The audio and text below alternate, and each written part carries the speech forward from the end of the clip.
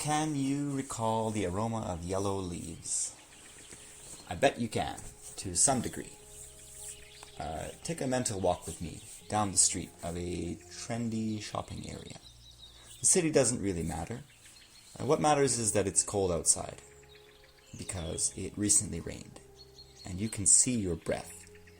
The air smells cold, wet, and yellow. A little bell rings as we enter a shop to look around. Really, we just want to get out of the cold for a minute. What if I told you that such a scenario and everything that it entails is a pretty common occurrence in a good white tea? Let me take it a step further, though. Tasting something cold, wet, and yellow isn't really that difficult. Creme anglaise is cold, wet, and yellow. So are bean sprouts. And that kind of aroma comes up in yellow tea a lot. I digress. Let's leave the city. A good tea shouldn't smell so metropolitan. Come with me to the mountains on a warm October afternoon. Bring your hiking shoes. We need to go for a long and difficult walk. It's worth it. Trust me. We'll take a very wide trail that's been scattered with fallen yellow leaves, perpetually wet on the bottom side, and they're releasing their fragrance as we're stepping and crushing them beneath our feet. The air smells so revitalizing here, and the sun is filtering through the canopy of the birch trees above us. But would you come off the path with me for a bit? I have a special spot I want to show you. We step over some dead wood.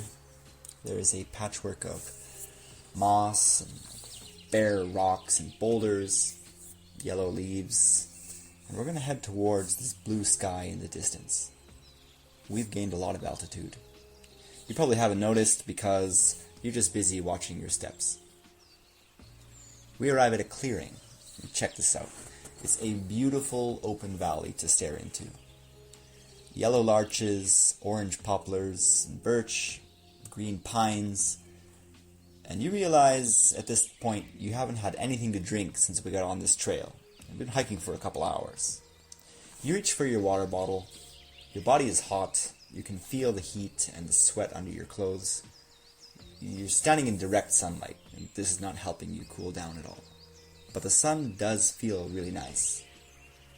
And I want you to believe me when I say that the experience of you drinking that sip of water in that moment and everything that you just went to can be realized in this particular Baemudan tea. I don't hike often, maybe once or twice a year. What I said above was a fantasy for me in the beginning, and I made that a reality a few years ago with some friends and family. This painting of birch trees isn't conceived from that day or anything. I wanted something more than what I saw that day. The experience was great, but there wasn't a particular image that I saw that resonated. It was the experience. I wanted something to become a symbol of that fantasy. I must have looked at thousands of autumn birch images to find this one. Something about its perspective, the color balance, the brightness. There is a phrase in French that it has a certain je ne sais quoi. And then the frame, that matters too.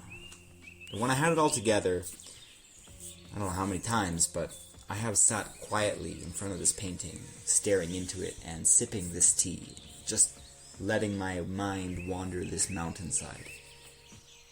It's remarkable, and I just want someone else to experience it. Thank you.